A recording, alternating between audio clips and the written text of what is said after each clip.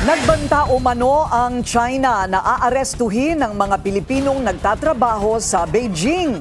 Yan ay kundi palalabasin ng Pilipinas ang 69 Chinese nationals na inaresto sa isang steel company sa Misamis Oriental noong Mayo dahil sa umano'y paglabag sa immigration, labor at environmental laws. Isiniwalat ito ni PAOK Executive Director Benjamin Acorda Jr. sa isang Senate hearing. Pero giit ni Senador Risa Hontiveros, hindi dapat itolerate ang ganitong pagbabanta sa lehitimong pagpapatupad ng ating mga batas.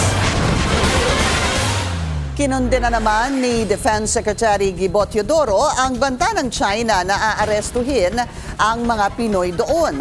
Giyit ni Teodoro, legal at may search warrant ang operasyon sa Misamis Oriental laban sa mga Chinese national.